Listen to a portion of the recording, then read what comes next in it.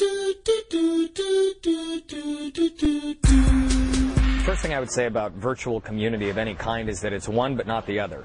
And we've radically altered the definition of the one. So it's virtual, but it ain't community.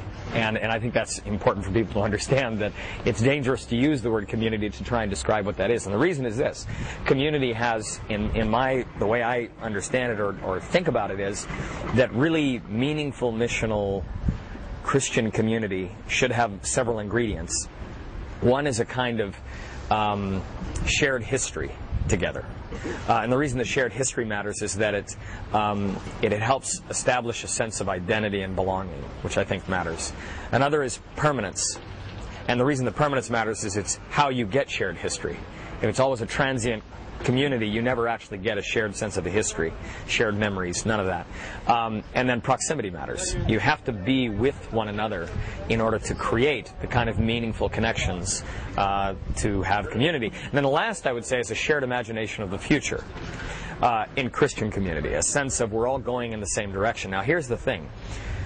In real, unmediated human communities, a shared imagination of the future is the hardest one to get. It's really, really maddening. People disagree all the time. And so these factors make it really hard to get that fourth ingredient. What's fascinating is online community gets you that fourth ingredient fastest, easiest, immediately, but denies the other three. So the reason you go online and the reason you interact with the people you do online is because they already believe the kinds of things that you're interested in. They already share a vision of the future that you want, and so it doesn't matter whether you're in Nebraska, Australia, or wherever, you finally find a community that believes what you believe and thinks the way you think. And I'm sitting in this one church, and man, they're just not getting it. They're not seeing things the way I'm seeing things, but these people do. And so it awakens you, and it gives you this whole new wonderful experience and this exploration mentally, cognitively, which is great. But it utterly leaves out any sense of permanence. There's obviously no proximity, and you might be able to get some shared history if you're there long enough.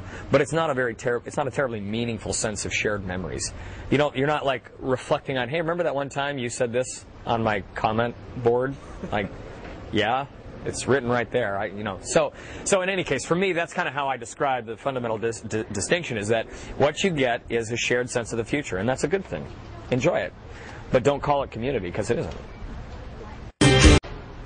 Well, in some ways, what Second Life is doing is simply amplifying what televangelism did, which is it's the televangelistic impulse, and even the radio impulse, is the first move towards the disembodiment of the gospel.